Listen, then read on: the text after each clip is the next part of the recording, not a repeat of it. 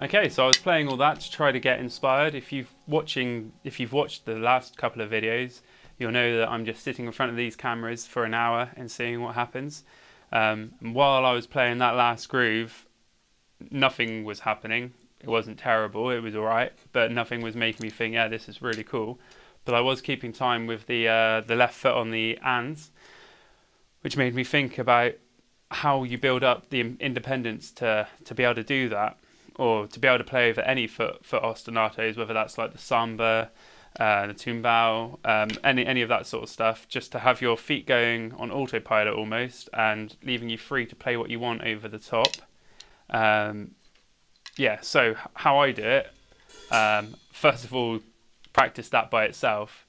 So many people want to be able to do the end product and they dive in with all four limbs like going, and some people can do that. I personally can't. So I like to just get the foot ostinato going. We'll use the Samba because it's a bit more interesting than just the upbeats on the hi-hat. So the Samba is 1, 2, 3, 4,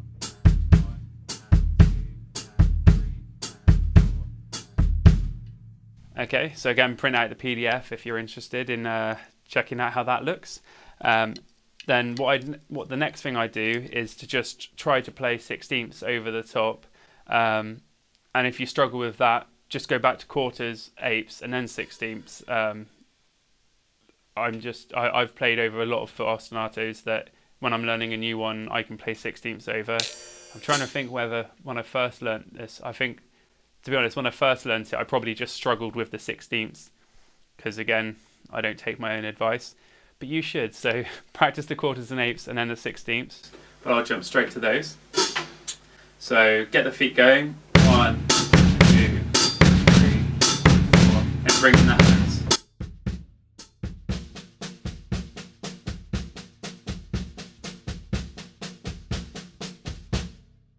Okay, so you've got a few things that you can rely on when you're using this particular foot ostinato. The right hand is going to always land with that hi-hat, and it's going to land with the first of the bass drum. So 1 and 2 and 3 and 4. 1, 2 and 3 and 4. So that leaves the left hand to fill the gaps on the E's and the U's.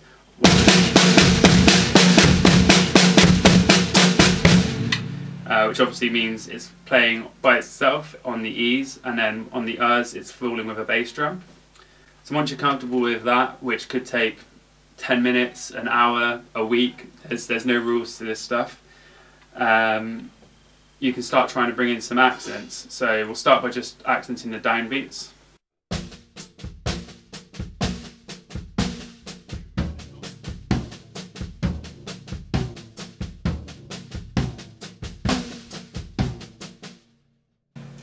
Okay, and again, take your time with that. Then we'll do the E's.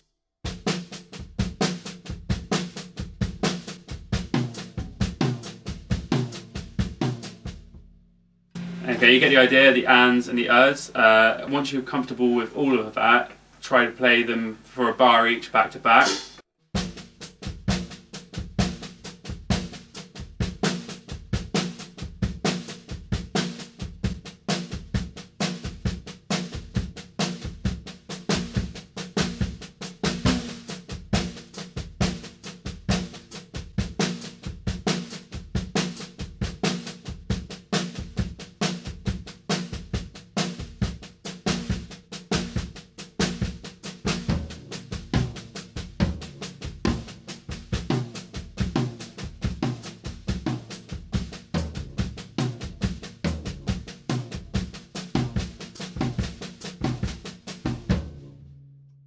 Okay, and that's really tough, so take your time with that. Don't worry about it, it's not a race. Once I've got that down, I start trying to play some rudiments over it. So I'll do some doubles and paradiddles. And I sometimes like to just stick to the snare for this stuff, and I'll do singles, doubles and paradiddles back to back. I'll pick the speed up a bit just so this video doesn't turn out really long.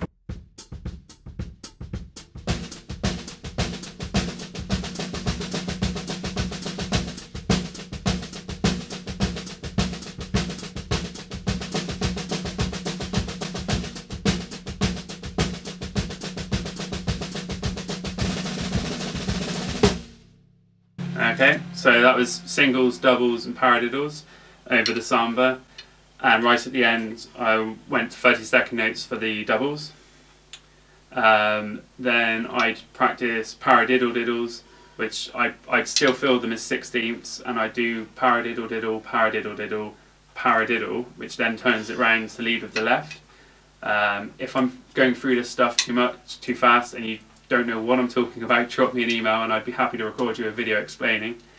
Or print out the PDF and it'll all be in there. So let's have a go at that.